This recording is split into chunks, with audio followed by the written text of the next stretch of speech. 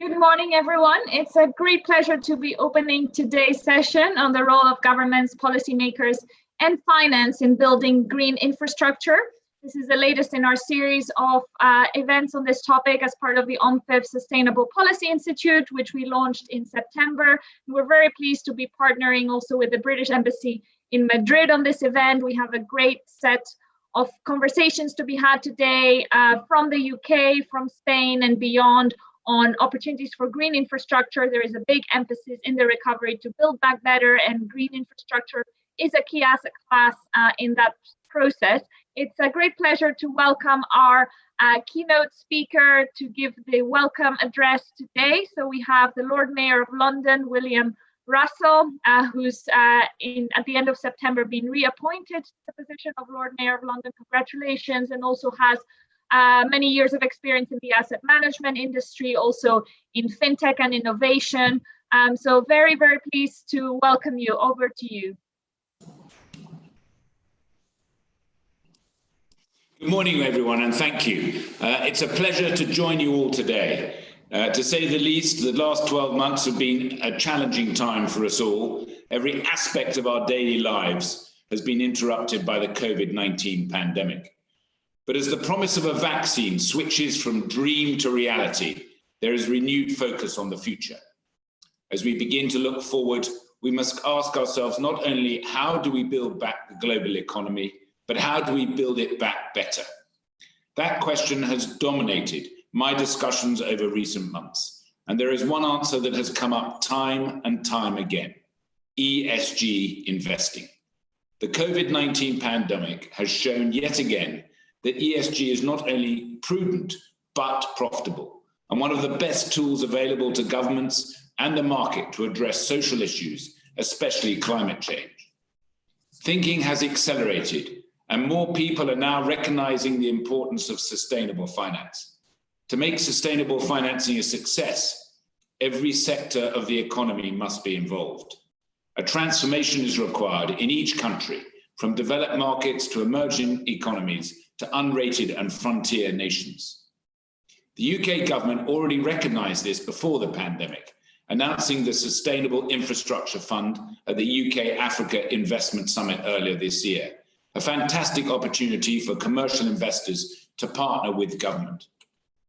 2021 will be a landmark year for global climate action as we look to COP26 hosted in Glasgow. It will be crucial to green the economy and make sustainable investments addressing climate change and accelerating the global recovery. Over the past few months, I've been delighted to see so many net zero commitments and sustainable investment ambitions emerging from local authorities across the UK and other organisations globally. And more recently, the willingness of business and government to create a green future was reaffirmed through the Green Horizon Summit, a key event on the road to COP26. Backed by the Green Finance Institute and the World Economic Forum, and hosted here in the City of London, the summit was a global gathering of over 100 political leaders, financial regulators, CEOs, and green finance practitioners. Over 3,000 delegates attended from over 90 different countries, and it was watched by tens of thousands more. The summit finished with a core message: the world is counting on financiers to make every effort to mobilize capital to a net zero transition now, and to ensure that our recovery is a green one. As Mark Carney shared on day one, every financial decision needs to take climate change into account. We were proud to see the summit used as a launch pad for an array of initiatives, showing the financial sector's commitment to a greener future. Mark Carney launched the Private Finance Strategy for COP26, and UK Chancellor Rishi Sunak announced landmark steps to maintain the UK's global green finance leadership. Among these was a UK sovereign green bond, which will be issued in 2021, with a plan to build a green sovereign yield curve. Meanwhile, from the Governor of the Bank of England, Andrew Bailey, came the announcement that the much anticipated climate stress tests would commence in June 21. On the private side, important steps are also being taken.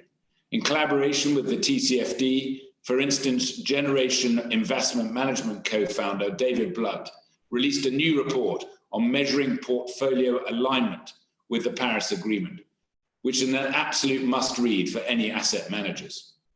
For our finance ministers, on the other hand, I'd highly recommend reading Mike Bloomberg's and the Climate Finance Leadership Initiative's consultation on investment considerations for attracting private finance to emerging markets. All these initiatives and announcements show how we in the financial services industry have a clear strategy to net zero. The need now is to shift from strategy into execution. London is exceptionally well placed to lead the way on this. The key virtues that make the City of London the world's premier financial centre is such as depth of capital markets, the rule of law, and international standards, coupled with strong policy leadership and a powerful innovation ecosystem, put London ahead of the curve. London has long been a global leader in ESG. We are consistently ranked as either the best or one of the best financial centres in the world for green finance. And we are home to innovative, world-first green products, a full spectrum of green financial and professional services, and high-profile thought leaders. The London Stock Exchange was the first to issue certified green bonds from China, India, and the Middle East, while $26 billion has been raised overall in green bonds to date. Most of all, our ecosystem includes the unique Green Finance Institute, a convening point for climate scientists, policymakers, and financial leaders to forge global standards in sustainable finance. And the recently published report by the City of London places the green transition at its heart, prioritizing infrastructure investment, firms' own green transitions, and nurturing the development of green finance expertise as key to London's recovery from COVID-19. The City of London Corporation itself is also leading the charge through our own strategy and commitments. We set to achieve net zero in the City Corporation's own operations by 2027, and by 2040 we should be net zero across the corporation's full value chain. In fact, we have a history here. Back in 1954, under the Clean Air Act, we were the first city to abolish coal fires. Climate resilience in our buildings, public spaces, and infrastructure are all crucial parts of this. We will also be improving energy efficiency in investment and corporate properties, and are aligning our investment portfolio with the Paris Agreement, while also enhancing carbon removal in our open spaces, protecting shared natural resources, and driving net zero through our supply chain. As I said, looking forward, we aim to achieve a net zero across the square mile by 2040. We are working with all stakeholder groups to accelerate this transition, especially supporting SMEs to reach net zero. And having seen the dramatic changes in weather across the globe, we are also continuing to invest in making the square mile more resilient to extreme climates. Ladies and gentlemen, quite simply, the time is now to act on climate change.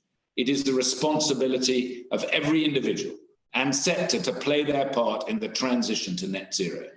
The financial sector has outlined its steps to a greener future. Now we must put those steps into action, working with competitors and stakeholders across the industry and around the world, all to finance the greenest economic transition of our time. There is much work to be done, and I'm confident that together we will achieve our ambitions.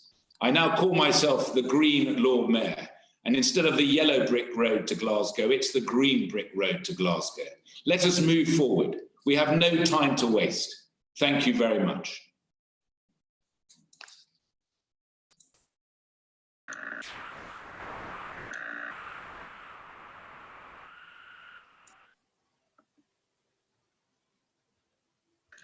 Thank you very much. A very strong message of moving from strategy to execution. And I think that is very much the guiding principle on the way to Glasgow and COP26. And as you mentioned as well, we had the COP in Madrid last year, and that was a very different world around this time last year. One can think that just a year has passed since then. And together with the British Embassy in Madrid, we actually published a report at the time, looking at the opportunities for the UK and Spain, as Spain was giving passing on the baton to the UK for green investments and putting climate change at the heart of policy. As you said, a lot has been done in the UK, the commitment to net zero, and also the green bond as well, which is the latest country to be joining the club of issuers in the green bond space.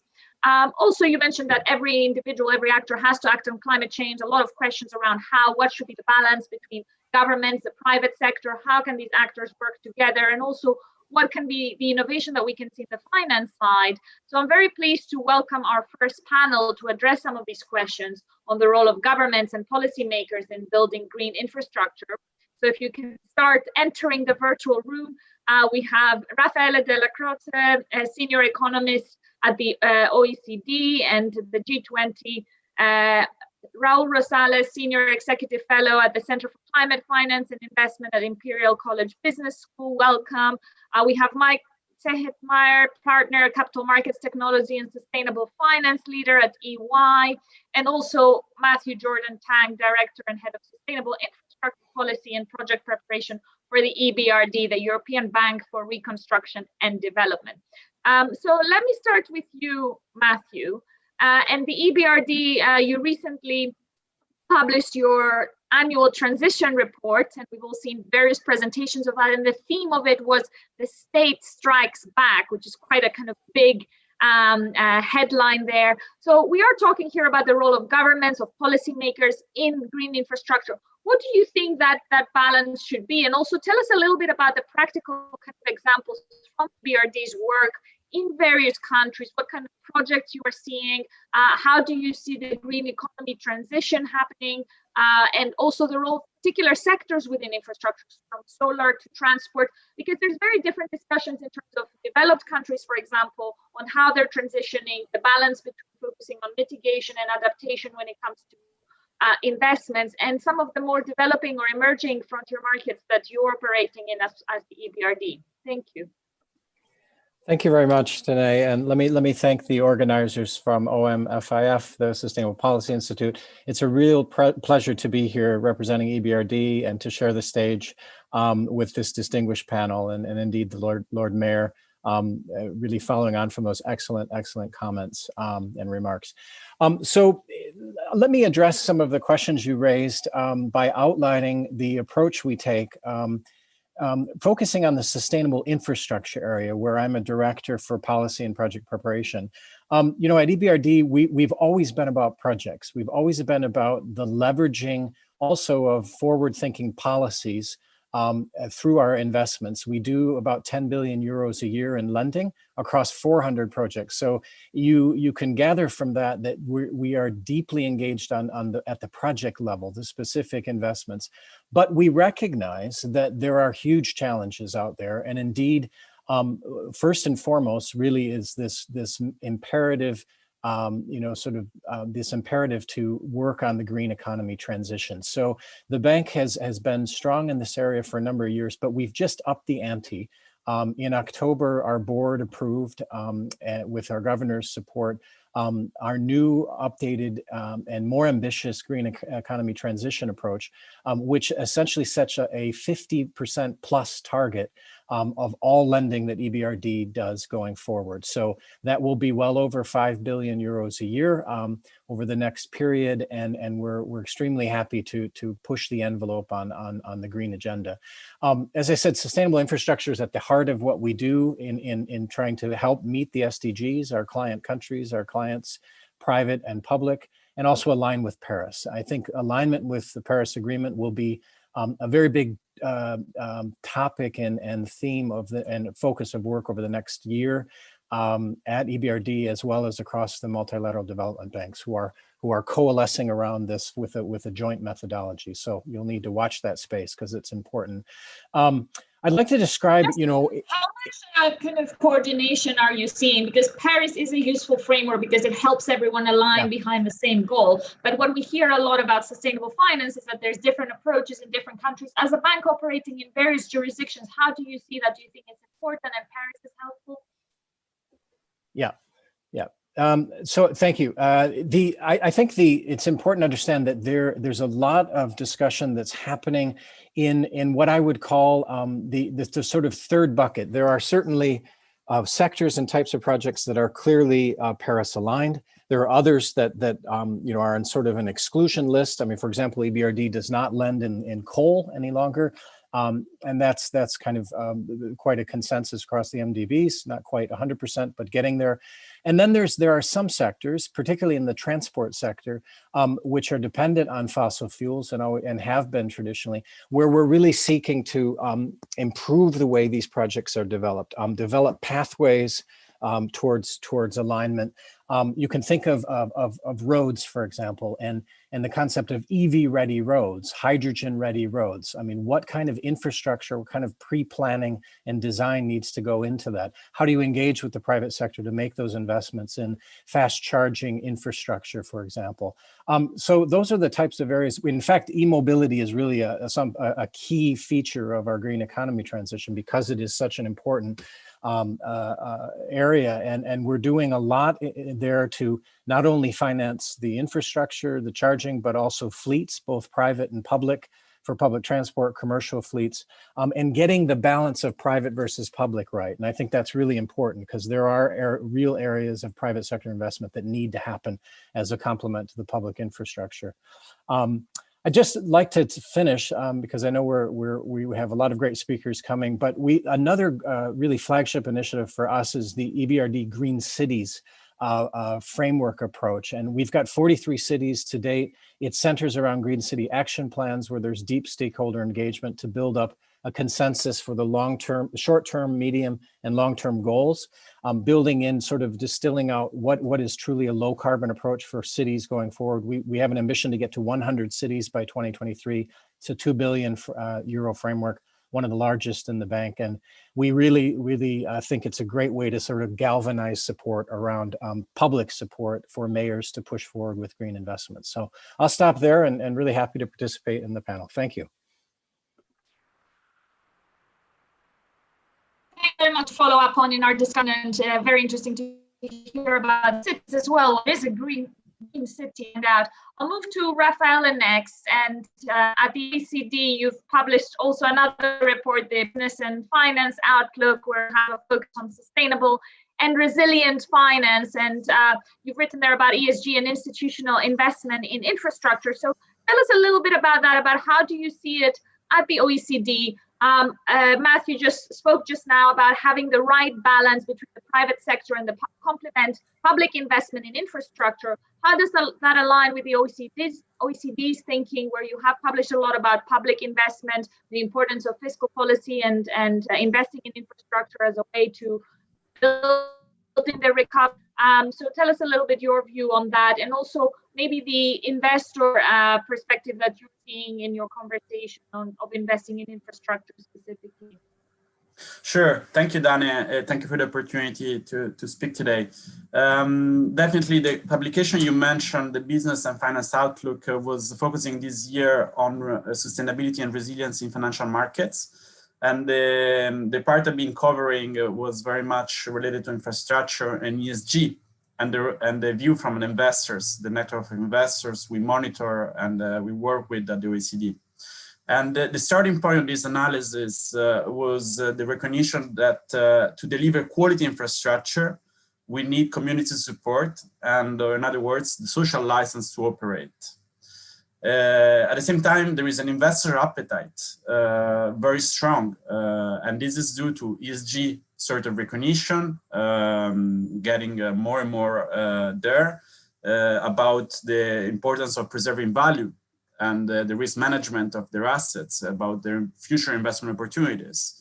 This is the push from investors coming from the need to invest, to match their long-term liabilities. So it's about the low yield environments, the current macro context we are living in, and we're going to live for some time, and the impossibility for funds to actually deliver on their promises.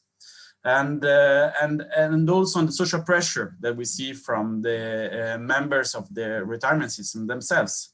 So a big appetite from investors, but at the same time we see a big just on that demand side for investors, because you mentioned a few kind of push factors there. You mentioned the kind of needs for return in the low yield environment, but also the kind of social pressures from the ultimate shareholders and the kind of owners of these assets. But what do you think is the balance in these motivations? Is it more a business case? Is it kind of that reputational and stakeholder kind of importance? Is it also regulation? Because some pension funds, for example, are being asked to align their portfolios with certain goals or to divest from certain sectors. What do you think are the main drivers there in how you see it? Well, there are two sets of challenges that we identified. One is set of challenges is related to the market structure.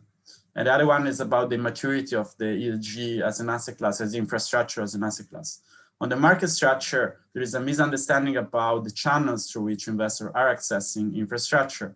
So the private market trends and through which the infrastructure market financing has been developing over the last 20 years or so, which got us to over 600 billion of asset under management in infrastructure, starting from a very low number. At the same time, there are trends in the sustainable area, in this ESG area, over which impact investing, sustainable strategies, green strategies are other channels through which sustainability infrastructure is receiving funds and attention from investors. And those kind of channels have major challenges in terms of the gatekeepers, which are the asset managers, the large asset managers. On one side, very potentially proactive and capabilities to provide opportunities for investors, the asset owners, matching the long-term horizon sustainability willingness. At the same time, creating a misalignment in terms of what the products are in the market and what investors really want. And so the mismatch in terms of appetite and opportunities in the market is a major issue that we identify. Another one is the maturity in terms of data, evidence, empirical analysis on those assets, from an understanding of where does it sit in the portfolio allocation to the performance of the ESG connected to financial performance. What is the financial materiality of ESG factors these days is still a big question mark. So in order to fix these challenges, the work that we are involved with the OECD through the G20 is very much along these two major areas of work, and in collaboration with all our other stakeholders, all the other MDBs and private sector as well, goes in the direction of what is the model for long-term patient capital keen to get a sustainable purpose to invest to financial markets in infrastructure. And there are different models of collaboration with institutional investors. There is the important role of infrastructure banks or green banks. There is listed vehicles, so we won't have the time here to go. Securitization is something we touch upon. All this, I think, goes in the direction of creating a secondary market for institutional investors, which is still a big conundrum for the way we see it.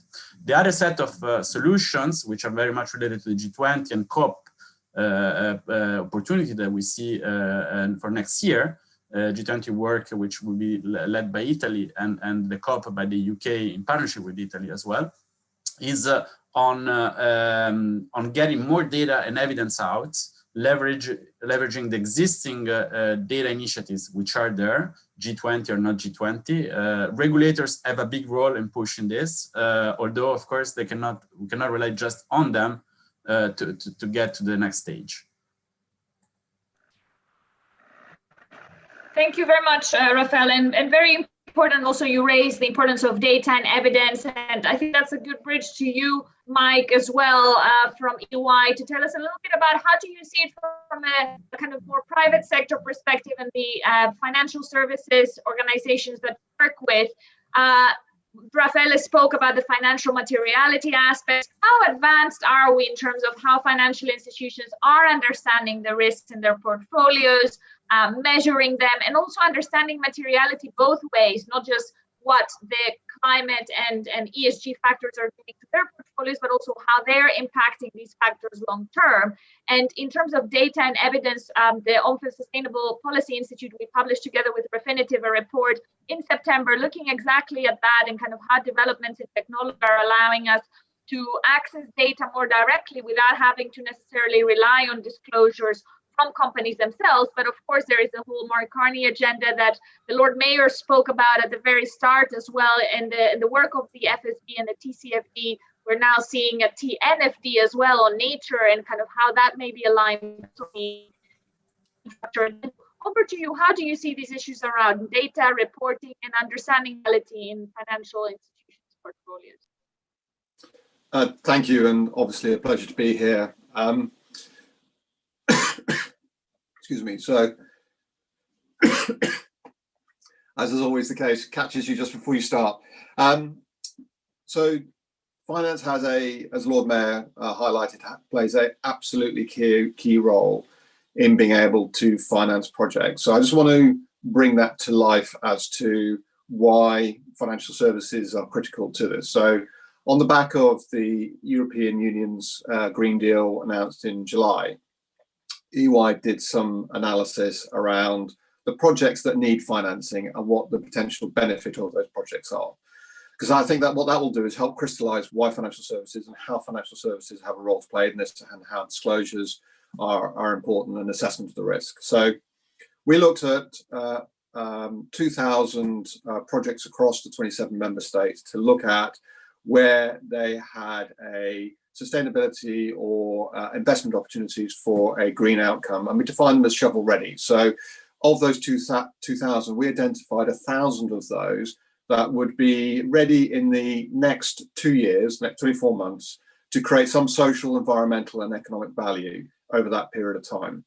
Now, the interesting thing for me was that those projects are at the point where they're at the last stage of being able to getting that last push over to being ready to be able to deliver some of that value. And they're at the point where they need some additional financing, or to be able to come over some additional barriers to be able to come to life and deliver the value. So just to crystallize what the opportunity of those projects represent. So across the European Union, those projects currently represent the opportunity, with an investment of around 200 billion, if we're distributed across those 27 countries, would represent the opportunity to generate 2.3 million FTEs, or equivalent to around about 3 million jobs. So, which represent about a quarter of the jobs that are being lost for COVID-19. So the opportunity here is that there is financing that is needed to be able to support those projects and deliver the benefit, not only from employment, but also the green credentials. And if I sort of give you an idea of the type of green credentials that they represent, the sort of they represent the opportunity to be able to deliver 2.3 gigatons of carbon, lower carbon over the life of those projects. They represent obviously the jobs, but also their ancillary benefits, and the Lord Mayor talked about those, which is things like better, lower impact environment, but also better quality of air within the cities. And they're covering energy, transport, buildings, industry, and land use. Now, at the core of that is, how do we get access to that 200 billion euros of finance to be able to support it? There is clearly a role for private finance to be able to support it. So in the case of private finance, the banks are now recognizing that they have a role to play. And a part of that is coming from the clearly driven by the Bank of International Settlement through TCFD, and by the central banks collaborating together. Obviously here 2 weeks ago, on the back of the Green Horizon Summit, some really important announcements are made around disclosures and reporting. So one of the challenges we face today is, from financial services, is how the data that we use to be able to inform our decision making as to how do we invest in these types of projects going to deliver that benefit across these 1,000 shovel-ready projects. The data we use is very poor. That we don't have information around the projects themselves. So one of the challenges we've got is, how do you get information about the project? How do you get confidence around the project about the outcome, the benefit they're going to deliver? You also have another challenge, which is, how do we get confident in the businesses that we are investing in, and the projects that they are businesses that are genuinely going to be sustainable and transitioning to be able to support us to move to a lower carbon, more sustainable future. And that data is a challenge. On the quality of the data, do you think, because you mentioned kind of the role of banks, and do you think that the way forward is for these kind of disclosures to become mandatory? What's your view on that? And also, you mentioned the kind of Bank for International Settlements and the regulation side. Do you think that there is a room for the kind of Basel rules to reflect some of these green capital requirements? What's your view on that question? So disclosure, and Mark Carney's been very clear about that, disclosure for reporting is critical, not just on the bank side to say, what are we financing, but also on the companies that are being invested in. So the UK has committed to mandate TCFD reporting here in the UK by 2025, where it's absolutely critical. 60 other jurisdictions around the globe have made similar types of commitments, maybe not quite as hard as both the UK and New Zealand have done. I believe that we will be moving that direction. Now, that's already happening on a voluntary basis. So if you look at, investors are asking these questions. Investors want to understand what companies are doing to be able to transition. So there's both a regulatory drive, but there's also investor drive. And I think that investor drive is critical because investors have as much impact. And over probably the last 12 months, I think it's moved from it being regulatory driven as the majority driver to probably an evenly between the regulators, the investors, but also firms themselves recognizing that they have a broader role within society to be able to support not just a shareholder, but broader stakeholders. And you've seen from big organizations like BlackRock who are making that commitment and also supporting that change in the market. Now, the financial services are now using that information, that disclosures, to be able to support decision making around investing in these projects. The question you ask around how is it going to impact the overall capital structures, that is still to be worked out.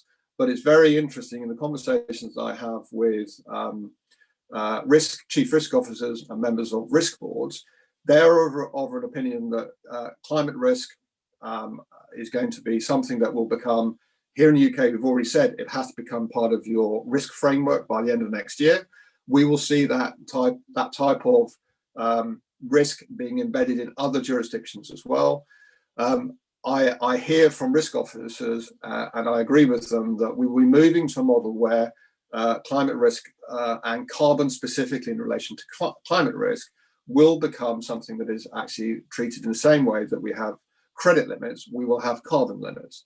So that within financial services, when you make a financial decision, you need to understand not only what the financial risk is you're running, but you need to understand initially in the case of what the climate risk is, driven by carbon, because you can measure it, but we will move over time to be able to understand what the broader environmental impacts are. And I think that ultimately will start reflecting in the underlying capital that will be accounted for within financial services. Now, if you go to the real economy will also need to start making decisions around their understanding of carbon within their business. So I'm an advocate where you have a CFO or a treasurer looking at working capital. They now also need to start thinking about what is their working carbon as they make operational decisions and funding decisions for their business. They need to start factoring in what is the carbon implications of that, because they're going to have to be able to justify that and explain that to the financial services firms that are funding their organization going forward. Thank you, Mike. Very important also that two-way materiality, and also you spoke a lot about risk, but here we're talking also about the sustainable infrastructure investments, about the opportunities as well, because that's also a two-way way to see that. And the climate stresses, a lot of the regulation is focusing a lot on the risk, on protecting portfolios from the risk, but how do we account also for the investments that financial services organizations are making and how those go together? Raffaele also spoke earlier about the transition as well and helping organizations transition. Let's move to Raul now, and that will kind of complete the first round of the panel. So a reminder to our audience to also send us questions if you have any. A lot has been referenced already.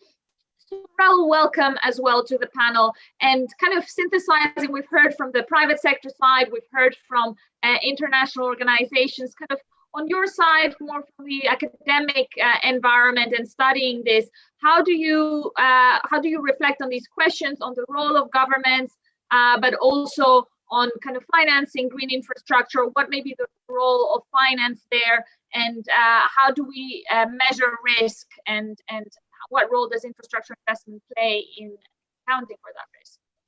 Okay, Dana, thank you very much indeed, and thank you for the opportunity with this audience and with the honorable Mayor of London So let me highlight like a few things, because I really think it's all about policy initiatives and policy making and regulation. A recent study that I did just a few months ago about, for instance, the impact of IFRS 9 on project finance portfolios in European bank. In this case, with an exposure of default. I'm sorry, I'm going to be very concrete with key messages in this brief discussion. Exposure default of 6.9 million euro of portfolio. Transactions in stage 2, for instance, presents a probability of default of 6.8%. When we transform this kind of portfolio into a lifetime PD probability of default, this PD rises to 27% because of the lifetime factor. So what does it mean? What it means is that the project finance portfolios hold the larger multiplier or lifetime factor due to the high average maturity of these portfolios. And because the main driver of this kind, the calculation of the PDs, which is the key point, is the maturity. But my point is that regulation, in terms of the accounting regulation with IFRS 9, which for project finance and specialty lending, which is the financial tool for banks to finance infrastructure, IFRS 9 impact is huge for banks. And also the capital requirements. For instance, the slotting criteria, as you know very well, the IRB average is 80% density of risk-weighted assets. And under the standard approach, this is 100%. This is the other driver. It's all about risk-weighted assets for banks, but also for investors as well. So we need to know where we are coming from, where we are. We are talking about regulation. It's all about that. And but we have to think about what's happening with this kind of crisis with the COVID as well. What's happening with upcoming regulation with Basel IV, just in a few months, 1 year, a year and a half. So, for instance, as you know as well, the CRR2 made changes. The capital requirements regulations, number 2, coming up with Basel IV, made some changes, and to regulation concerning the adjustment of own funds requirements for non-defaulted SME exposures. How? Introducing what is this called the SME supporting factor, okay? And it introduced a new adjustment to own fund requirements for exposures to entities that operate or finance physical structures of special networks for essential public services, introducing the infrastructure supporting factors. So the CRR made 2 key changes, which is this SME supporting factor and the infrastructure supporting factor. However, in the context of COVID-19 pandemic, because citizens continue providing this lending and they are struggling with the regulation and with NPLs and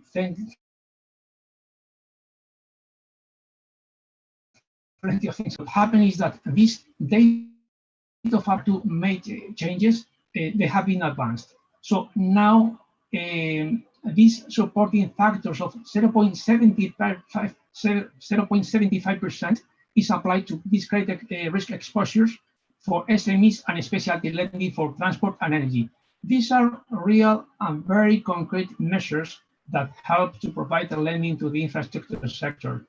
Just in conclusion, just to give a clue about what we are talking about, the new regulation, which allows applying a supporting factors for SMEs and specialty lending of 0.75%, enable banks to save between 5 and 15 basis points of core equity tier 1. As you can imagine, this is critical. We are talking about that.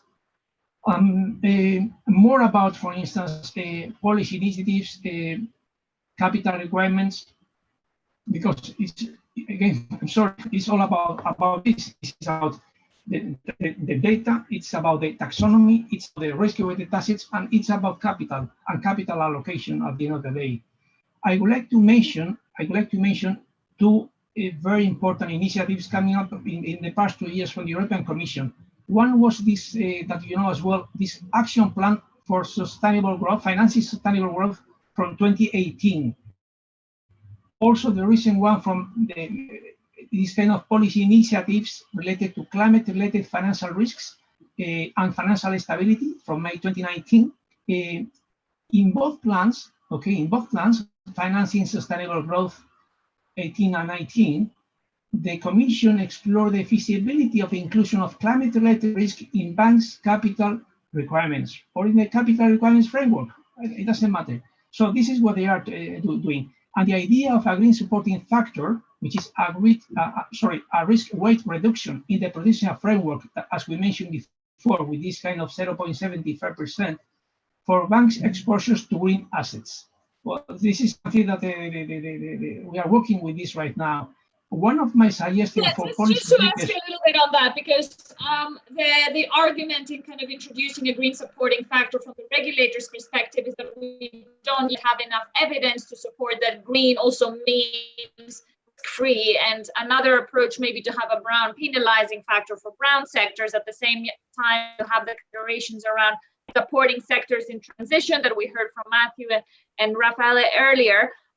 There is also the other side of thinking about it, which is, yes, we don't have the data yet, we don't have the evidence to show that correlation between credit risk and greenness of an asset, but we also don't have enough time to wait to gather that evidence, because climate change is a very urgent problem that we're facing. Where do you lie on that kind of these opposite sides of the spectrum, perhaps? Do we have enough time? Do we make the perfect the enemy of the good, or do we still have to focus more on brown penalizing factors and focusing on the transition, given where we are? Okay, Dana, thank you very much. That's a very good question, but I have to say something. We do have time. It is not true. This is something target. Climate risk, climate-related financial risk. This is a real risk, but we do have time. We must have time to do the things properly. And I would suggest to the Commission and also to policymakers and regulators to explore the brown risk factor as well, not only the green risk factor. And whatever we do, it has to be risk-based approach, 100%. There is no another way to do that. And we look, it does mean that we have to look for the evidence that green investments or green assets are less risky than non-green or brown assets. And I have to say there is no proof of evidence that it is not clear that these non-green or green are less riskier than brown assets. And we have to do well our homework. We have to do well as also regulators, the EBA, and everybody. We have to do this, again, risk-based approach. I have to say something as well, Dana, which is extremely important, the taxonomy. The taxonomy, the green taxonomy, the brown taxonomy, the non-classified, this is critical. This is the first step. And we need to have a level playing field. And we have the threat of politicians and politics. For instance, think about the UK with this kind of a cliff with Brexit.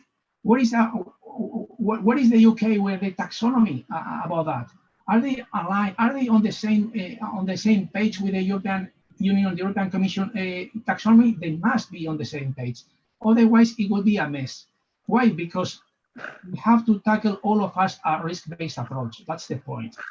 That's one thing. Thank you, Raul. We're coming towards the end for this panel. I think we could have a whole other panel for the issue of taxonomy. It's a very big topic, and also good that we are having this discussion where we're having Spain and the UK and others represented, because as you say, having a common framework is one approach, adapting it to local context and local framework, especially for countries that have different market setups with more state-owned enterprises or SMEs, is also another approach. But thank you very much to everyone in the panel, in the first panel of today's session, for joining us. Very interesting conversations. I think we could have gone on for much longer, but also please do read the reports that were referenced here. Matthew in the transition report, Raffaele in the sustainable finance report of the OECD, and Mike cited some very interesting stats as well from the work that EY did in the summer. So thank you all for bringing in all these facts and figures and your experiences as well today.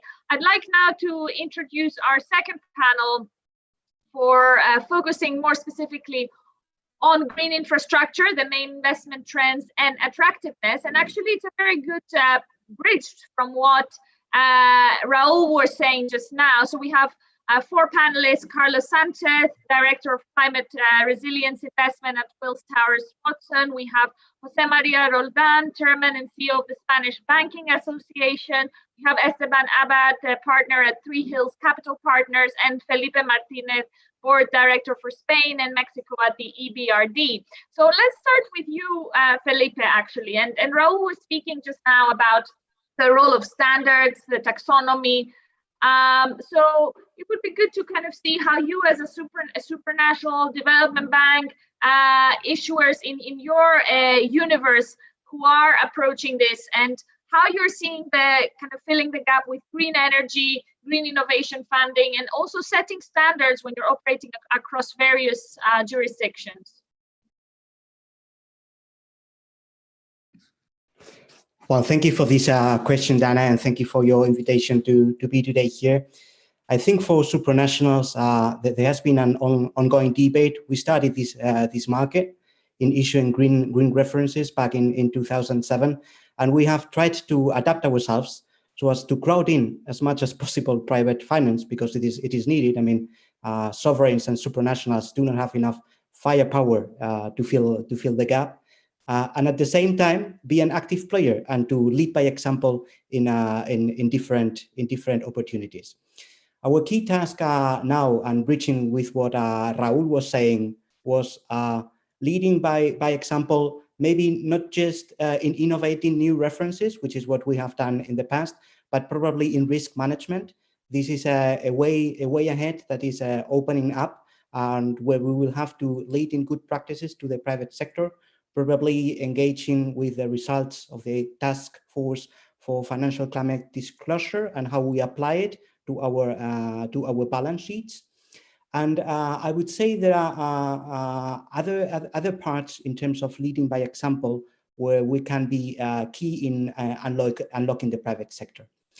What I read recently from the Bank of International Settlements is that the evidence at hand is that companies, they are doing a big effort to put new references on the market in terms of their issuances, but it is doubtful if these individual references do have a complete firm impact in terms of abatement of emissions or in terms of climate resilience, and not only in terms of the firm umbrella, but also on the whole structure of the economies. And in these supranationals, we do fill the gap in the sense that we have this tool of policy dialogue with firms, and whenever we engage in their activity to put paper in the market, we covenant all our interventions when we go with them and issue paper, so that it has a broader impact, our intervention, than just an issuance, but on the whole firm and on the economy. On the economic, because also we reach the side as well.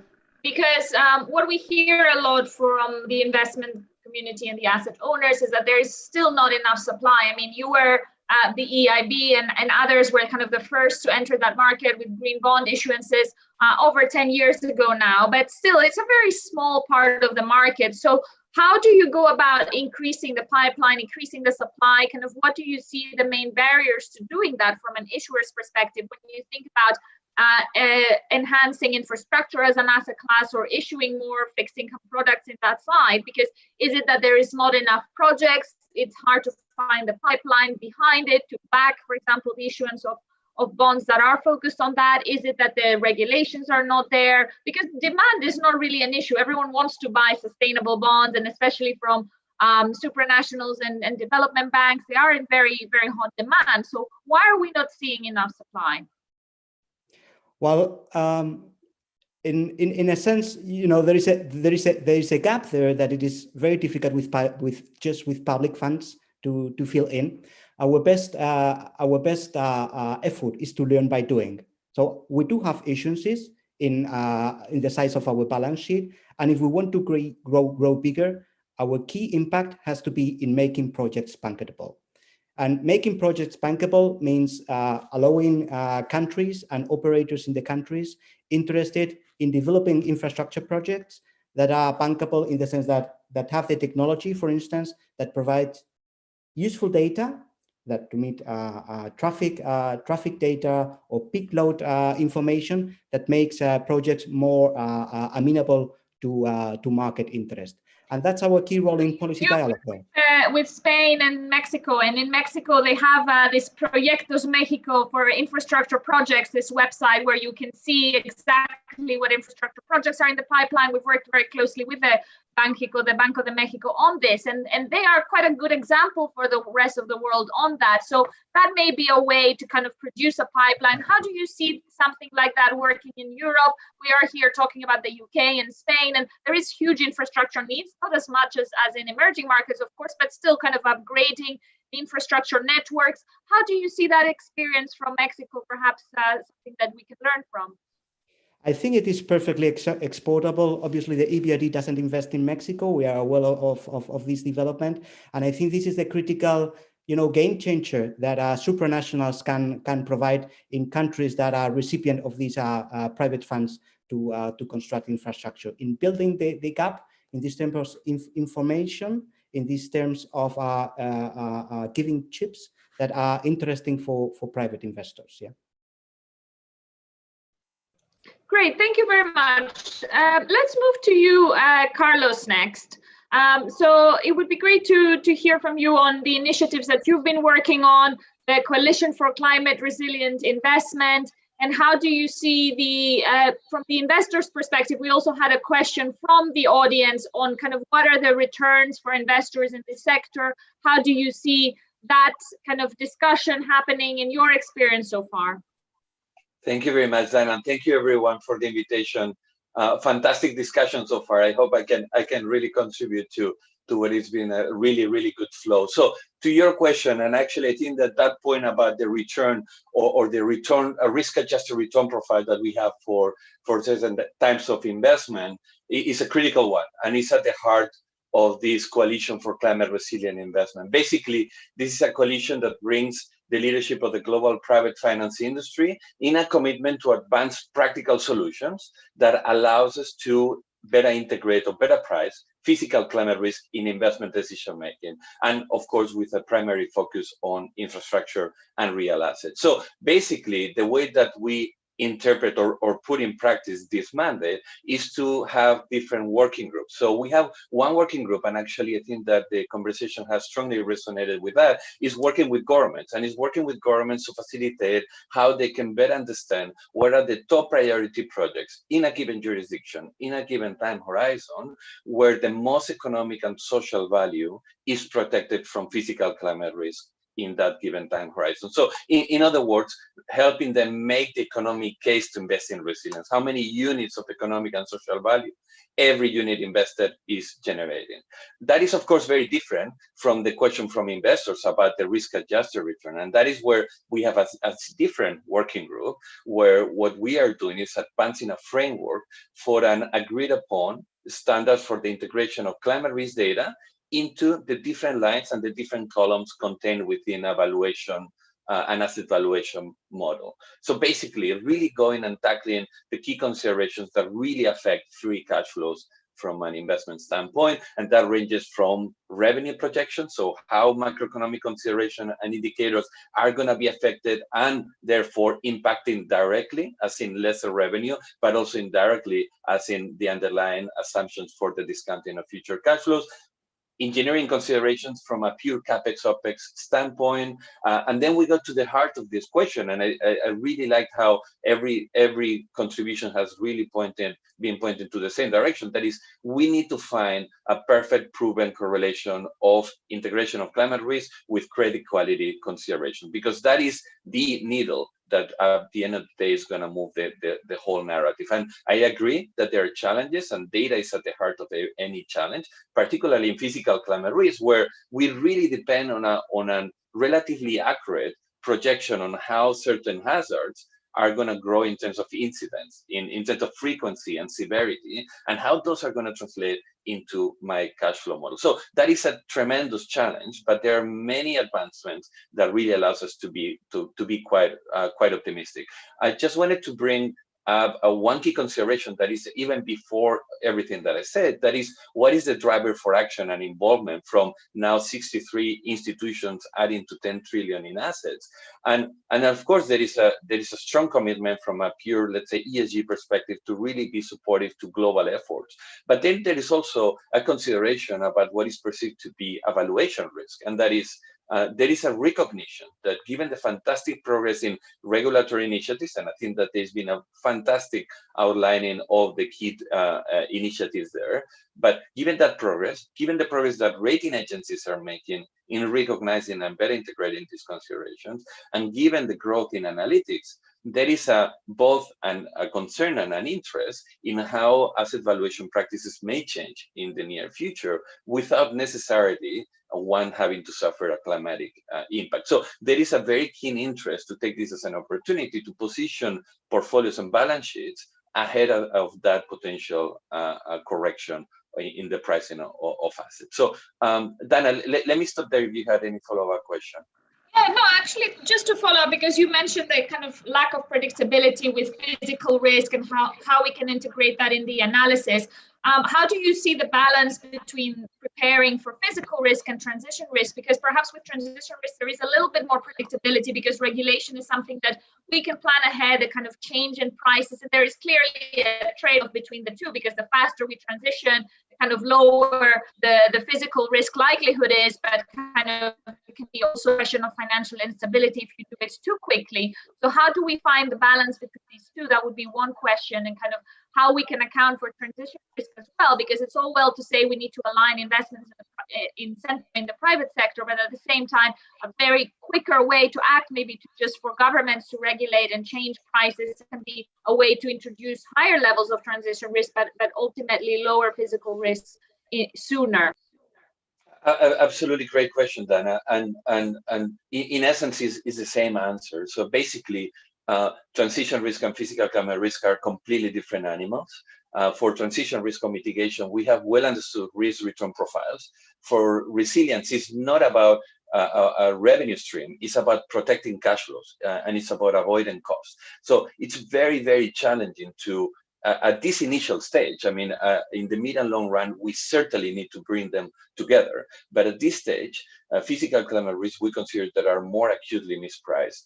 Because they are more challenging to integrate, and we all struggle to integrate these very considerations. We have this as a risk pricing consideration, and understand that the mispricing or the market failure in the interpretation of data into the pricing is at the heart of the challenge here. So once we properly price, there's basically nothing to discuss about in physical climate risk, whereas with transition, we will always have associated economic models and associated economic sectors that will always drive that into the future. So that is the first consideration. And actually, in how we integrate the two, it's ironically or in a very counterintuitively way, by working exclusively on physical climate risk, we think that is the best way to support transition and mitigation. And why is that?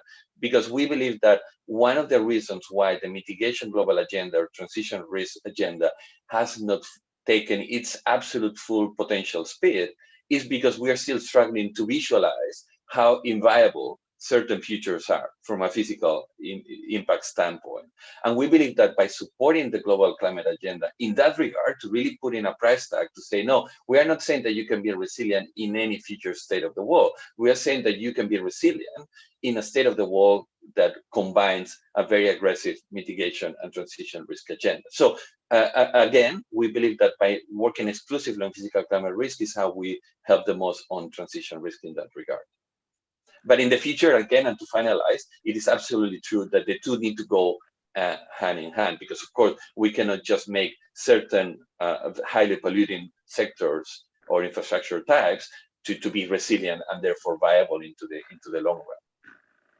Thank you very much, Carlos. That's I think a big topic that we can go into in the discussion as well. Let me move to you, Jose Maria, now, and perhaps also following from what has been discussed about this kind of tension or perhaps need for complementarity between mitigation and adaptation strategies also for climate change and the role that infrastructure can play there. How, what should be the focus of investments, not just on green infrastructure and the kind of transition to a low carbon form of economy, but also resilient infrastructure to withstand the realization of the physical risks that are undoubtedly growing, and we are seeing the data around increased frequency of disasters and long-term climate change that are affecting infrastructure assets, especially in Europe, where a lot of that is old. I mean, Spain stands out in the context of Europe in terms of its infrastructure quality and investments. But how do you see that balance between resilience and kind of sustainable infrastructure?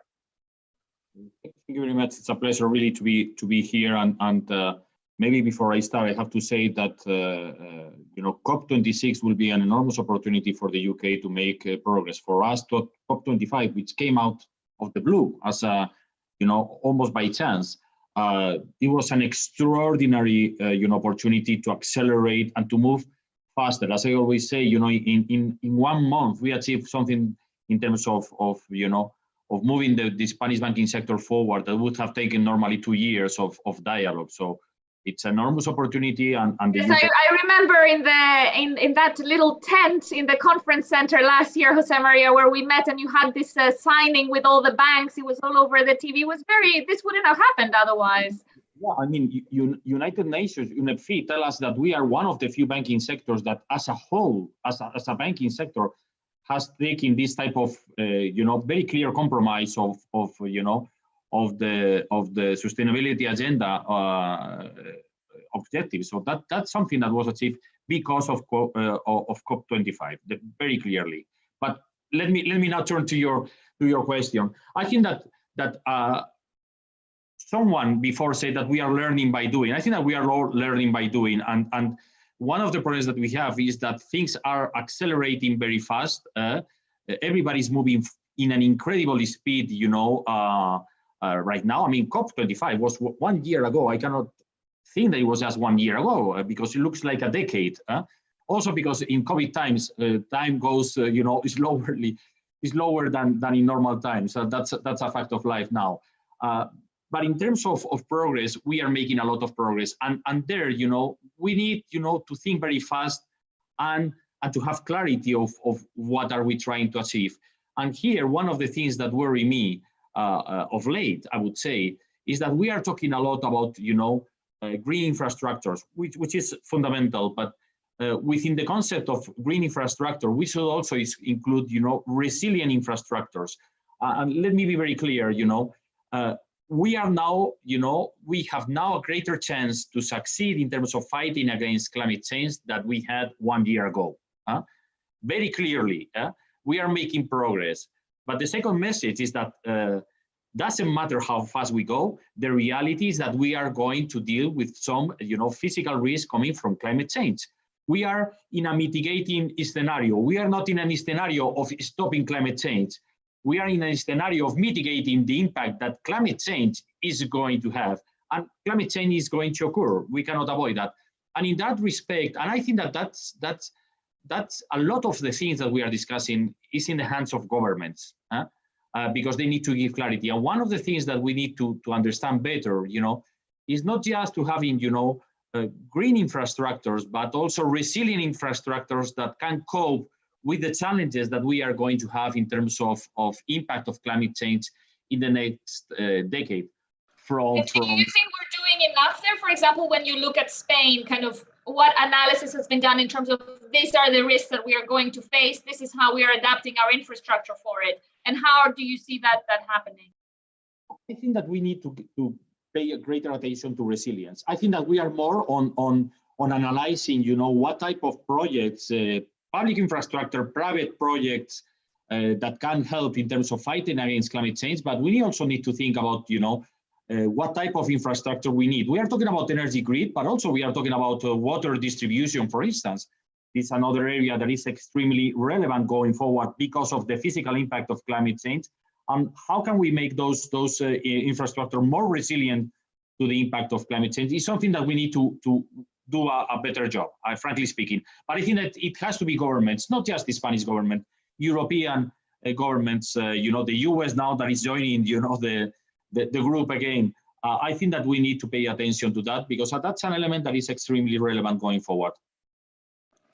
Yes, no, absolutely. And it's good that you mentioned the role of governments, because that was also very much subject of the first panel, kind of how do we find the right approach there between bringing the private sector together, but also the governments. And something that we've talked about before, Jose Maria, is also the role of central banks. And they kind of are somewhere in the middle there because they are not democratically elected. They have that kind of not short-term horizon. They can't look ahead. They don't have that timing consistency, which helps with something like climate change. They also have very powerful tools, and they are very close to the financial sector. We heard from Lord Mayor in the beginning about what Andrew Bailey, the governor of the Bank of England, is doing, and Mark Carney has been referenced many times. How do you see some of the regulation that's coming from central banks, for example, the climate stress test? And the Banco de España is also very active in this. It is a member of the NGFS, and it has done quite a lot of work on the financial stability implications. How do you see the role there, and also for greening finance and infrastructure as an asset class is something that's part of that remit as well? I think that the lawyer mayor said that we need to move from strategy to execution. So, having best cases or best practitioners or leading by example is not enough. We need to improve the average. So to do that, we need to move really to execution. And for execution, I think that what we need to ask governments, I would put them in three areas. Government, central banks. I include central banks in government in that respect. I think that we need clarity. We need clarity of what do we need to measure, how we measure that, when we need to move forward in terms of measurement. I think there is still a lot of, there's a lot of activity, but we need a little bit a roadmap. I could say Bank of Spain, Basel Committee, which by the way is chaired by the governor of the Bank of Spain. I think that we need a little bit more of clarity. It's not just the taxonomies, it's also, for stress tests, what are the preferred, approaches to dealing with climate stress test. I think that this type of details, we need to move forward, because with so much activity, if someone like central banks, supervisors, regulators, do not give a little bit of clarity, we will end up with a lot of confusion. The other area I would say that governments and central banks need to promote is this public-private partnership. Public investment is never going to be enough. So we need to think about how we can structure that, public-private type of partnership, so that, we can have a strong leverage of what is, public money or public regulation. Does not need to be public investment. It can be a good public regulation. Is probably even better than public investment. And I think that for that, we need a little bit of clarity. Post-COVID times, we are all going to be, burdened with public debt coming from the impact on the real economy that we are seeing. So going forward, we need to be more imaginative on things that need to be done in that respect. But I think that to answer your question very clearly, what I ask regulators and central banks, greater clarity. Is not enough. What do you think about the impact of physical risk on your balance sheet? Well, yes, I can tell you, but what about you? What do you think as a regulator, as a central bank? What do you think that we should be doing to tackle this? There's a little bit, now, a lot of activities. I want a little bit more of coordination with it, that huge activity that we are seeing. Thank you. Yes, and a lot of work is going there. I mean, at the Sustainable Policy Institute, we have these roundtables with central banks all the time, and kind of devising these stress tests, having very clear parameters in terms of what, how these can be passed or not, and clearly some central banks are already introducing that. I think we are on the way there. I'll move to you, Esteban, now, and Jose Maria already started introducing this idea of standards, and how do you see that being applied in the area of infrastructure? We spoke about sustainable infrastructure, resilient infrastructure. How do we have common framework and common standards for that? We heard earlier in the previous panel from Matthew about the work on electric vehicle ready roads and so on. We heard now about the need to also think about water distribution and other sides of infrastructure, and also come from the kind of very technical finance side, how the structuring of these projects works. Tell us a little bit about that. Thank you. Yeah, well, thank you, Dania, and I think it's I echo the other speakers' kind of sentiment. Thanks for the opportunity to be part of this. So I think there is probably a kind of a step back consideration, which is people talk very kind of freely about sustainable finance, so green infrastructure, financing green and sustainable infrastructure, but the reality is the asset class is very, very heterogeneous, right? So I think a lot of people historically think you're just talking about project finance style, long-term stable cash flows. And I think the reality of trying to deploy capital in the space is that actually it's a very heterogeneous sector. And therefore, it's quite hard to start thinking about putting what we define as global standards. Because there is a huge amount of kind of complexity in terms of how you structure particular investments in different types of infrastructure. They're very different approaches. I think one of the interesting things, and maybe we'll talk about this later on, is kind of the emergence of new kind of innovative, different types of infrastructure kind of plays. and the difficulty in shifting from taking a long-term cash flow point of view at a particular expected set of returns with actually dealing with a very different kind of commercial reality on the ground in terms of some of these infrastructure projects. So I think it's very difficult to talk about these topics on a kind of standards basis, because at the structuring level, you have very different risk returns, you have very different types of project structurings, you have lots of different pockets of capital chasing different types of returns within that sort of landscape. Do you think that's a particular issue for green and sustainable infrastructure specifically, or for infrastructure and asset class? We're saying how the kind of conventional expectation to stable returns, that's something that does not mean infrastructure is newer, or how you see the evolution of that? Sorry, you cut off a little bit there, but I think the gist of your question I got.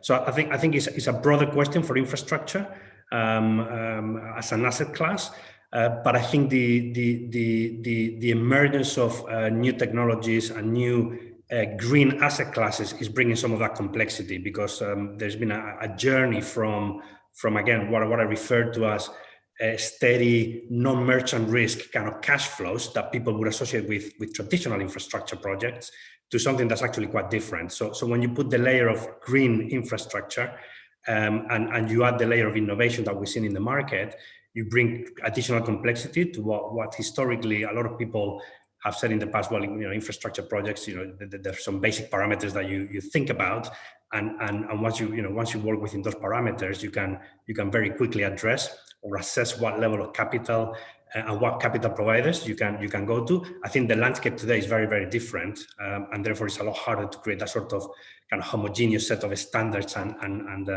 I guess definitions that people can refer to. And I think just to finish on that point, that there's the difference again between looking at green infrastructure from an ESG integration point of view, which is about risk mitigation, versus effectively taking more of a thematic approach and an alpha generation or alpha seeking kind of view of the world. And I certainly think that we need to do a lot more in actually ensuring we have clear policy signals that then can drive capital to basically chase the alpha generation piece rather than just the pure risk mitigation piece as well. Thank you, Esteban. And a reminder also to our audience to start sending through your questions. We also have the panelists from the first panel still on the line with us. So if you have questions for anyone who spoke so far today, please start sharing your questions through the system, and we'll ask them to the panelists. Let me just follow up quickly, Esteban, before I move on to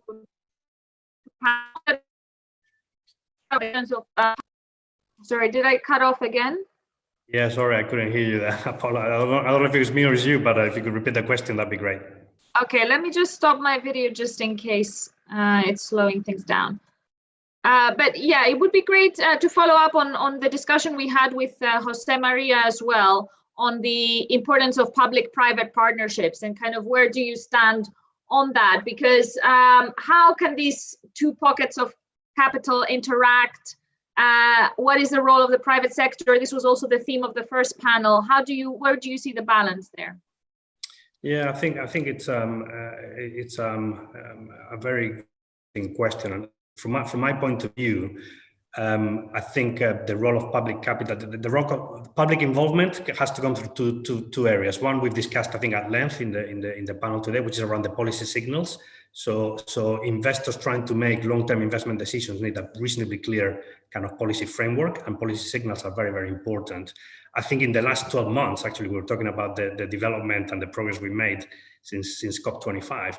I think there's been, when we try and map out different jurisdictions and the level of policy kind of signals, it's that there's a lot of momentum. So I think even if everything is not completely clear, you'll probably be able to start framing some decisions around the pretty supportive policy framework kind of environment. The second one is the use of public capital, right? And I think it's very, very important, as Felipe was saying earlier, that the role of capital is to crowd in rather than crowd. I always see public capital as playing a role which is around doing two things. One is elements where the private market is today unwilling to take for different reasons, and it could be technology risk, it could be jurisdictional risk. So it's an element of underwriting some of that risk, but I think more importantly, it's about effectively creating an ecosystem which is conducive to private capital emerging and scaling up. So some of the conversations we have, for example, here in the UK with people like the British Business Bank is around how do you ensure that you actually create a catalyst for innovation at the institutional investment side. So how can you help emerging asset managers who may have issues like first-time fund issues in terms of raising institutional capital, who may actually have an angle around themes which is more relevant to some of the kind of emerging infrastructure ecosystem. How can you make sure that you use that sort of public pockets of capital to help scale and create more of a track record in the private sector that then helps unleash private capital, institutional capital into the space. So I think that sort of a scale up rather than just lowering cost of capital is a pretty important role of the public sector. Thank you, Esteban. And let's move back to you, Felipe, actually, because we are talking about the role of the public sector and how can we ensure that aligning these incentives and kind of setting up that umbrella and framework that Esteban was talking about just now results in not just moving capital to projects that would have happened anyway, but that concept of additionality to actually do more than we would have done, not just create more favorable conditions for what we are already doing. How do you see that? And we spoke earlier with Carlos as well about this kind of the role of data and how that is creating new options now, because perhaps in the past, it would have been easier for any investor, any asset owner who wants to get into this space to say, okay, we're going to exclude certain assets or sectors from our portfolio. And we heard from your colleague from the EBRD, Matthew, earlier, that kind of coal is something that has been excluded, but at the same time, there's also some focus on transition. So how do you think about this in terms of, is it going to be easier to focus more on transition going forward because of the better data that we have and not just do the easy option, which maybe invest in what we would have already invested in or divest from something that is very straightforward?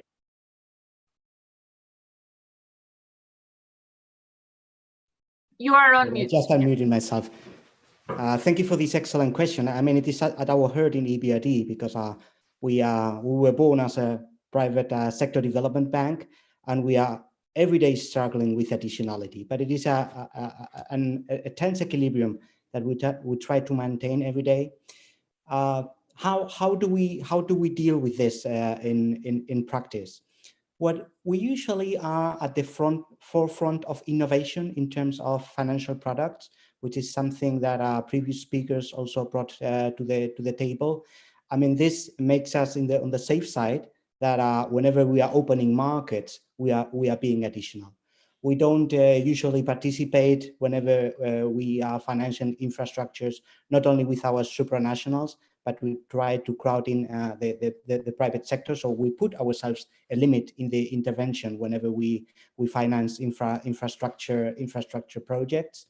And we try to help in giving the appropriate signs, which is something that has been brought up also by previous speakers in this panel, so that whenever EBRD or other supranationals take part in financing tickets of a project, this is a sign for the private sector in the future that we will be there.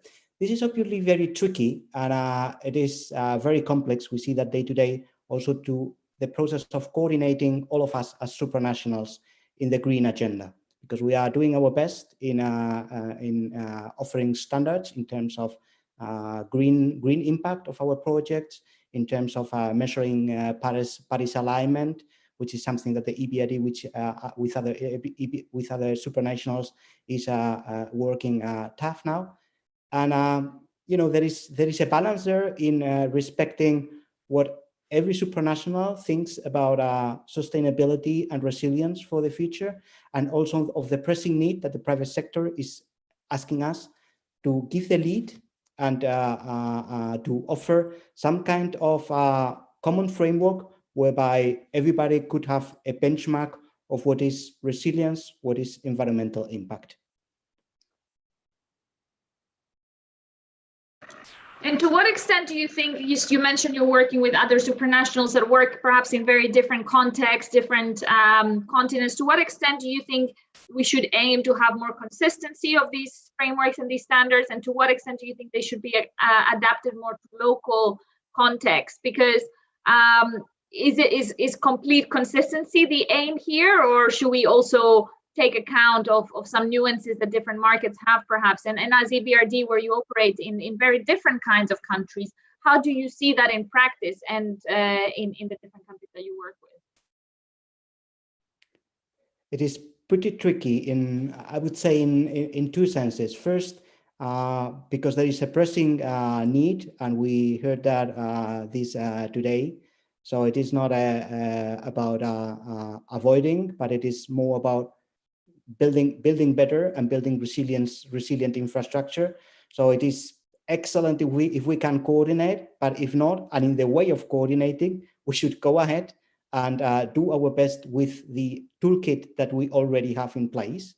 And on the other hand, I would say that we do our best to coordinate among countries of operations. But as you well said, Dana, it is obviously difficult for the EBRD to play a role here, because we have very diverse regions where to play, and it is even more a thrust in terms of coordinating all our supranationals that we have activity all over the world. Having said that, it is true that we have come up with solutions that we are comfortable and we offer to the outside world in terms of green footprint of our investments, which we measure on an annual basis, and in terms, as I said, on our contribution to the work that is being done to measure Paris alignment in the investment effort. Thank you, Felipe, and let me turn to you, Carlos, because let's go back to this question from the audience on kind of where is the return coming from. And in the case of infrastructure particularly, to what extent do we think of it as a hedging risk type of investment? We heard also from Jose Maria about the importance of investing in resilient infrastructure. To what extent do we see it as a way to make returns and kind of focusing more on the opportunity? And especially as what we see now in the post-COVID times is also this increased realization from investors of these non-financial types of risk to become systemic and cascade through so many areas of the portfolios. I mean, COVID is a non-financial source of risk that has caused so many and affected so many sectors in unexpected ways. And with climate, perhaps we can understand, and the framework can be a little bit more known, but it's still a very similar parallels in terms of a non-financial source of risk becoming systemic. So how do you think about that?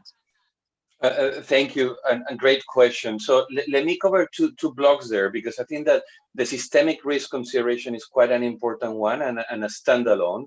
But as per the question as where the returns and the opportunity comes from, there's certainly an element of hedging and assuming a continuation of valuation practices and how cost of capital and regulation is going to keep. But as we see that evolution combined with the growth of analytics, apart from the hedging, there is more of like a direct arbitrage opportunity, and that is the key driver for action that we are seeing more broadly. And I think that this may be more applicable directly to more other asset classes such as listed equity, but certainly in the infrastructure and real asset space, we are seeing that. So basically relying on how the valuation of certain assets, how cost of capital is going to adjust and recognize the real exposure of those future cash flows to physical climate risk, and taking early action in that regard. As per the second consideration about systemic risk, I think that it's something that is quite important to also bring back to the discussion, as it's been discussed by the first panel and elements of the second panel, and that is to really help governments to understand what is the systemic exposure, what is the exposure of economic and social value and relevant time horizons, and not only showing them a scary map, but helping them to manage that and to alleviate that exposure, and that, in a way with a quote unquote promise that will have an implication on sovereign default risk and sovereign ratings. And I think that is critical, again, to bring together the public and the private. And we need to be recognizing that we respond to different drivers, and there are different incentives for public and private actors. But when it comes to physical climate risk, there's certainly a joint element between the two. I just want to finish very quickly with a point that has been made about the critical importance of practicality, and I think that is absolutely fundamental within the coalition, the CCRI, which is also a COP26 flagship initiative. We're working with 40 real projects where we have real data, real cash flow models, real engineering studies, and we're working with 6 climate risk data providers that are delivering a pro bono assessment of risk. And then we're working with 25 leading institutions in redefining those cash flow models. And then everything is going to be brought together in what we are starting to shape as the League of Investment Funds for Resilience. So just maybe a little bit of a shameless plug, but certainly adding to what's been an important consideration. But overall, thank you very much. Thank you, Carlos. That's great. Jose Maria, we've spoken a lot about the standards, the data. You spoke about this as well, the role of governments, of central banks. You, as in your role with the Spanish Banking Association, what do you think the balance is between what banks and financial institutions are doing themselves and waiting for the regulation to come? So what we are seeing in a lot of the conversations that we are having is that if the progress is too slow from the regulators and government side in setting up a taxonomy, private sector are going to do that by themselves because the risk incentive is so strong. So does that create a risk of everyone's going to set up their own standards if we don't do that fast enough? Do you think the progress from the regulators is coming fast enough? Because we heard about the role of ratings agencies. They're doing a lot to reflect that in their assessments. And we've also seen, for example, from asset managers, everyone setting up their own platforms, their own technologies of showing how you can integrate ESG in different ways, how you can manage risk. So how do you see that developing? Well, very clearly, I mean, banks cannot wait. Banks cannot wait, not just because, I mean, of some type of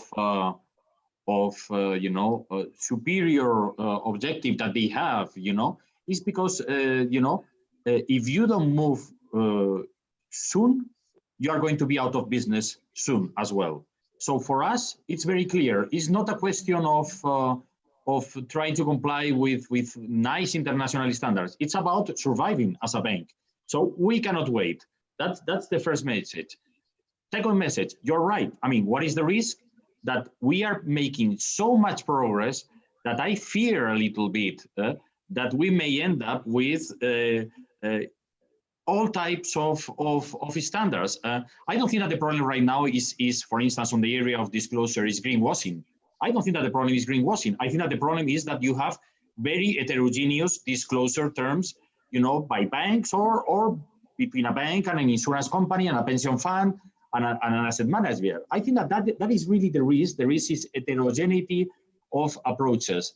And my last word, I think that I cannot see the regulators, as being contrarians to all this world. I think that I see no contradiction between green and brown factors and, risk-weighted asset methodology as defined in the Basel Committee. I think that we have two problems. We have a problem of a knowledge gap, all of us, and we need to fill it in. And we have a problem of time frame. That the type of risk we are considering. First, they occur in a longer time frame than the usual risk that banking regulation deals with, and the other one is that even that longer time frame is very uncertain. Maybe longer means a couple of years, 3 years. So that's a little bit my fear. That's why I'm calling on governments, on regulators to really move fast and try to accelerate what they are doing, because the problem is not that we are going to stop and do nothing. No, the problem, we are going to go ahead and we will have a very confusing, landscape, and progress will be, more limited if we have that confused landscape.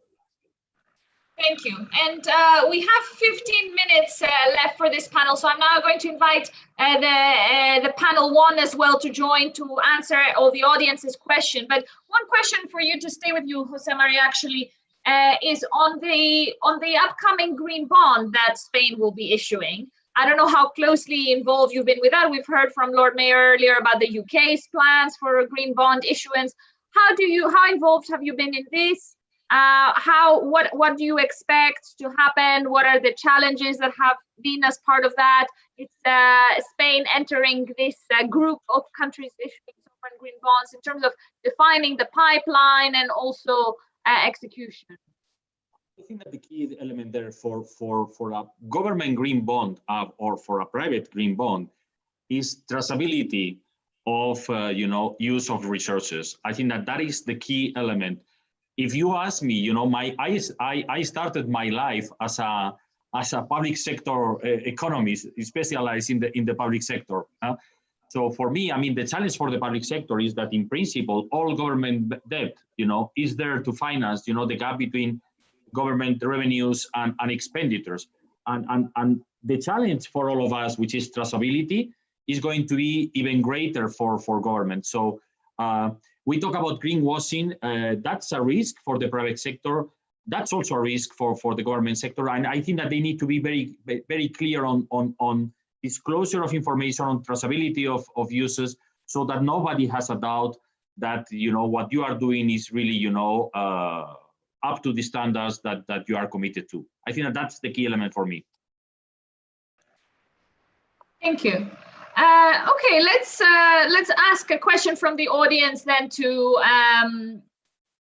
move to the whole panel. So let's move back to you, Matthew. And there is a question about how can governments and central banks ensure for investors that green products are not less profitable than regular products? And that's something that you as an issuer as well perhaps are facing in terms of what is the incentive for issuing green products? What is the incentive for issuers, for investors? Is there still that lack of understanding that green is perhaps something that we have to sacrifice return for? We spoke about it being something that is perhaps risk hedging, is something that we have to pay a price for. On the other hand, we also hear arguments that actually it's not the green products that are more expensive, as the brown products that are priced wrong and should have a different price. So it's a market failure question as well. How do you see that question? Yeah, thank you. Well, I think the first thing to say is there's this is I consider one of these mega trends now. It is becoming really a mainstream type of investment. It's the forward-looking, future-proof types of investments. This is why EBRD has upped the ante, as I said, on our green economy transition to 50% plus, within the next few years.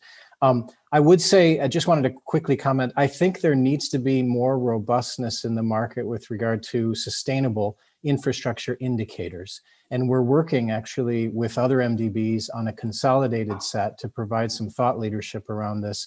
A consolidated set, there are various initiatives, but we're trying to get a critical mass of the MDBs together to work on a smaller set of where the coincidence of thought comes together, a consensus around this, and then put that out to the market so that they can actually, sort of get behind something that the majority of the MDBs have said is part of sustainable infrastructure in terms of data and indicator and qualities of those investments. I think the other thing to say from a private sector investor standpoint, our investors actually know that this is what they should be doing, what they want to be doing. There are profits to be made here. I mean, I look in the area of urban investments, the whole conversion to green infrastructure at the urban level. This is a big area. There's a linkage to digital as well, smart and green there, and we see very interesting developments in this area of partnering with the private sector. So yeah, I don't see them, I don't see this as sort of this barrier any longer. I think this is what investors now realize is what they need to be involved in, and particularly in the emerging markets, I would add. Thank you, very useful. I'll just now to close would like to ask the same question to all of you as is typical of these panels. Kind of if you had a magic wand to boost green infrastructure investment, both resilient and sustainable infrastructure, what would you do? So Matthew, let's start with you. What would yeah, magic wands are nice things to have. Probably I think these kind of internal institutional commitments are important. I think the consensus around, Paris alignment, I think, is tremendously important now. We've got new impetus now with the change in administration in the US. I think, as I said, I'm speaking from an MDB's perspective. When a critical mass of the MDBs come together around something, it's very powerful. And that's our strength when we act sort of more as a system rather than as individual, especially from the policy standpoint. So I think the magic wand for me was if we can get critical mass of MDBs around this, it will help a lot in emerging markets. Thank you. Let's move to your colleague, Felipe. What's your magic wand answer? Yeah, I can follow closely Matthew in this. I think there is a lot of effort and good work being invested in this coordination among MDBs. And I would underline the work that we are conveying, the Paris alignment work. So I hope that when the result comes, that this is a positive incentive and a catalyzer for private funds coming to fund infrastructure. Thank you, Felipe. Raffaele, you've had to reflect on all the discussions we've had in the second panel as well. Anything you want to add? And also, what would you do from tomorrow to really boost infrastructure investment? You have in your chapter a whole table about the risks linked to infrastructure assets and kind of technical and political and so on. So what do you think is the priority to really get things off the ground?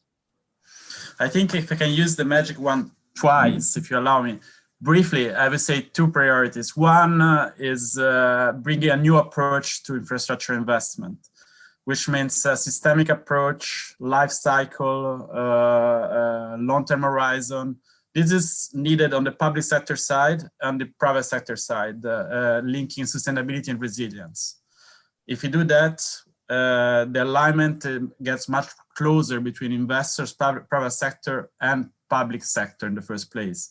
And the same approach needs to be taken into the analysis of data. And this is a backward-looking and forward-looking analysis of scenarios analysis, getting out to the policy objectives that Paris Agreement forced us to do. And a big potential leverage could be the regulators. Raul spoke before about Basel. The same is true about solvency from the insurance side, the risk-weighted assets, the risk we're attaching to the different transition and physical risks, and what is infrastructure? Infrastructure is in the first place from a financial market perspective. Where does it sit? On this has been FSB work in the past, not just Kearney, but also work on infrastructure per se as an asset class. We can build on that work done 2 years ago. There is new data coming out. There is an interest from investors to disclose data if they get the right answer to the major questions they have. So there is a big opportunity out there, and I think the time is great now to get in this space between public and private sector. Thank you, Raffaele. Raul, on your side, Raffaele referenced your focus also on the regulations and the disclosures as well. What would you do if you had a magic wand? Well, I would say, first of all, again, the taxonomy, which is critical. And this is the journey from the taxonomy, green, brown, and non-classified towards risk-weighted assets, because it does affect banks and insurance companies, Basel and Solvency, just in a nutshell.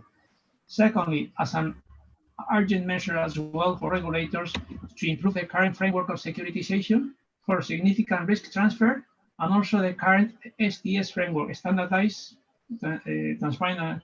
So this SDS framework for securitization as well, which is critical, and the link of that with sustainable finance.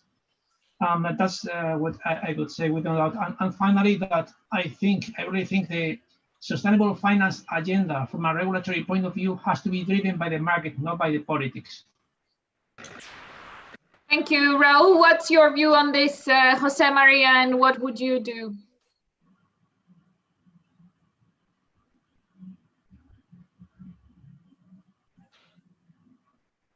Sorry? You are on mute. Okay, perfect. Sorry, I'm going to use it as well twice. I would say the first one is clarification of concepts. What, which is the taxonomy, but also how we can measure those risk, and when we should start, to take action. So clarification of concepts is the first one. Second one is governments agreeing around this concept. because let's not fool ourselves. I mean, we are now in a much better scenario post US elections, but there's a big risk that we may end up with green trade wars if, you know, the big economic blocs do not agree, not just on moving forward, but on how we should move forward. I think that second element, you know, is extremely important, and it's a real risk. These green trade wars are a real risk. Thank you. No, thank you. That's very interesting, and I think everyone's getting very excited about the positive direction that the US is taking. And we didn't get to talk about this very much because we were focusing more on the UK and Spain, but it will be a very big game changer in the next 4 years in terms of how that is affecting the direction we're taking. But certainly Asia and Europe have been more advanced, and standard setting in that area is very important. So thanks for raising this. Mike, over to you. What would you do to boost sustainable infrastructure? Thank you. Clearly, I'd like to move my magic wand twice as well, if that's okay. So there've been a number of comments here, which I absolutely agree with. Just going back to the research we did in July, of the 1,000 projects that we looked at, finance is only one aspect of what was holding those projects back. So if you look at about 490 of those, the main barrier was non-financial. So I think we as an industry in financial services, we understand, and Rael's point around taxonomy, I think, is absolutely critical.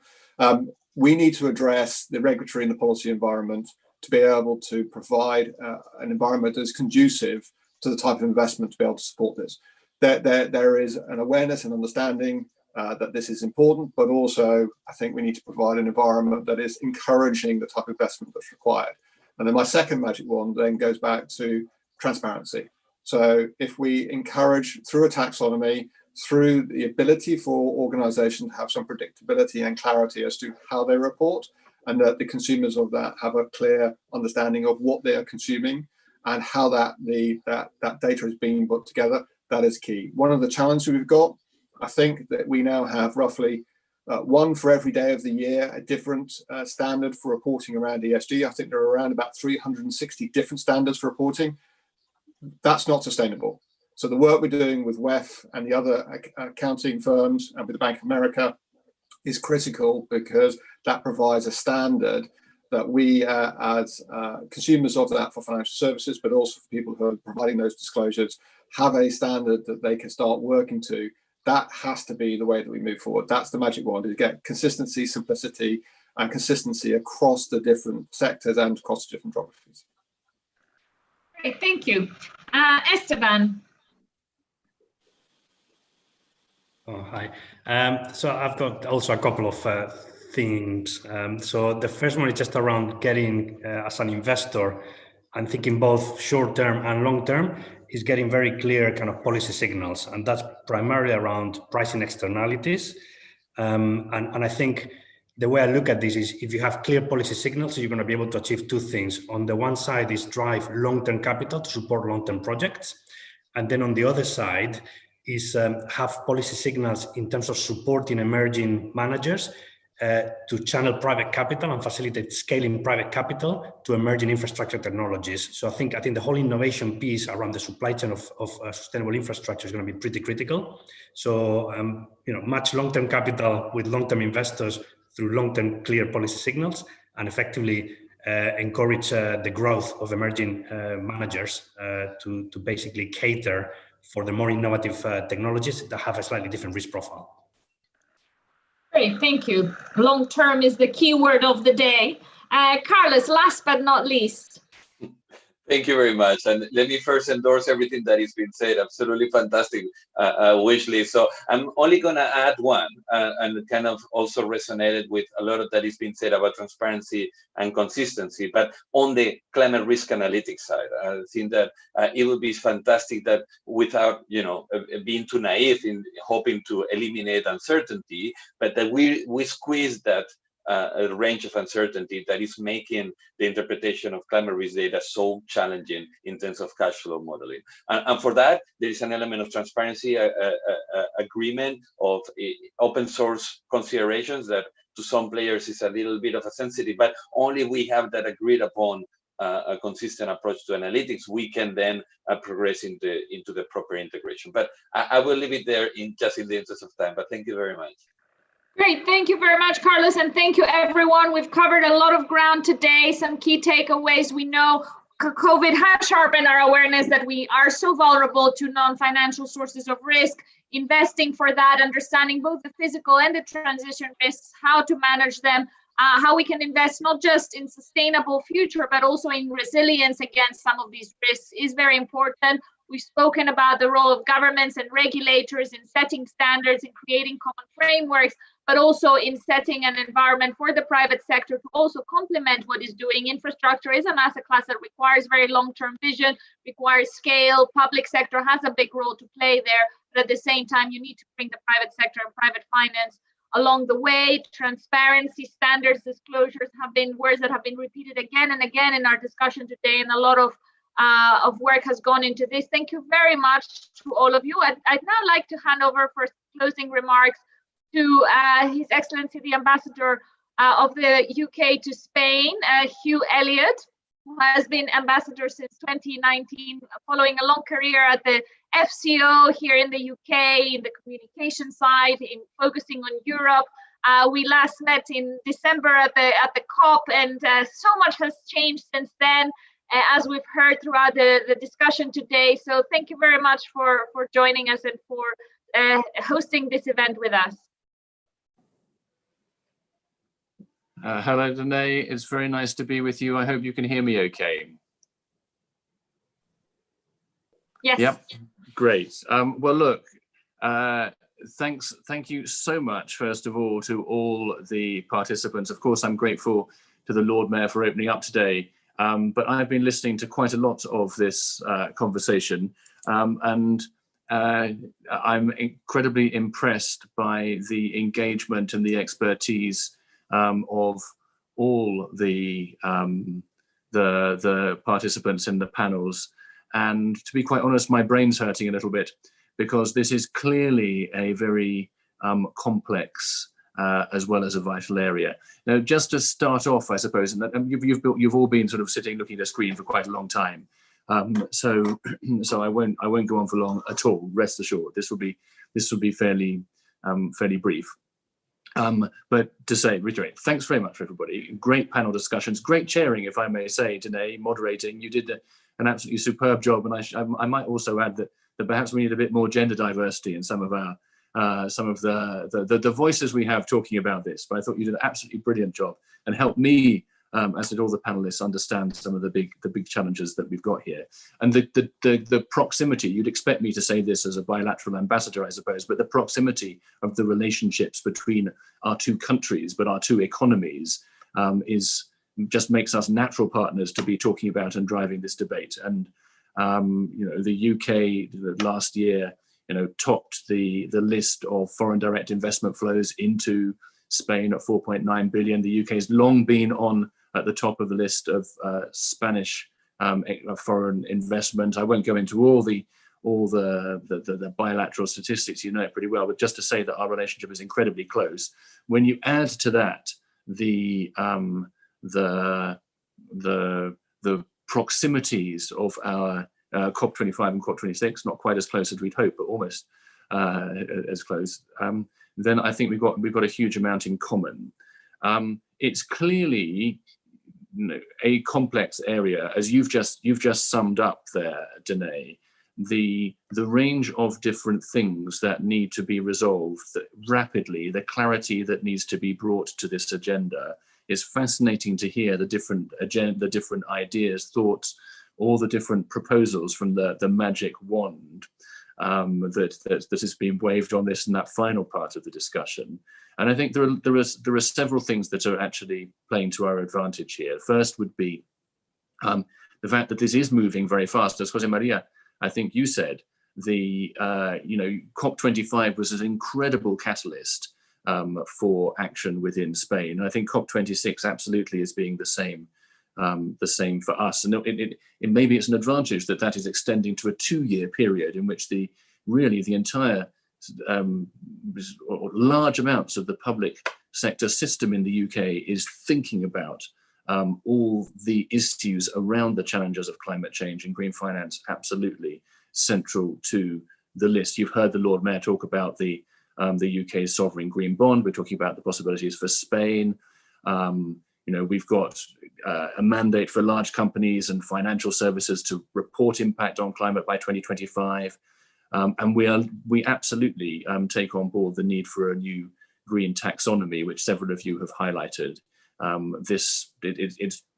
can completely see, having worked in the private sector, how you really need to understand the regulatory and risk framework of this and have a common set of understandings about it in order to be able to drive the investment that we really need to drive here. So the COP proximity is accelerating our focus, but COVID is as well. I mean, it's put our systems and societies under so much strain, but it's also, it's driven really home to us the interdependence between our systems and the health of the planet. And so I think it makes it far harder for the head in the sand approach to be seen really anywhere as an appropriate response to what is going on. So completely understand the calls for clear policy signals, public sector signals at a national basis. We have been trying to do that. We've launched our 10-point plan for a green industrial revolution, which we hope will mobilise around £12 billion on top of the £5 billion already announced in the UK for a green recovery. And I think, so at a macro level, I think you're beginning to see those clear policy signals. What I'm hearing is you need much more micro clarity. We're never, as somebody just said, we're never going to eliminate uncertainty. If you eliminated uncertainty, then it would be very boring to be in business. But we do certainly need to reduce it and to increase clarity and transparency. And I think you have highlighted very helpfully for us the priorities in that respect. So I will just finish up here by saying that you've absolutely got our commitment from the British Embassy team. I'm very grateful to my own team, and Michelle in particular, also of course to OMFIF for hosting this, and grateful to all the panelists. We will continue to work on this. This is going to be very high up our agenda. We've got a lot of work to do, but it is moving fast. And so that's good news. There's a lot of opportunity in this place. Thank you very much, everybody, for joining us. Thank you, Danae, again for masterly moderating.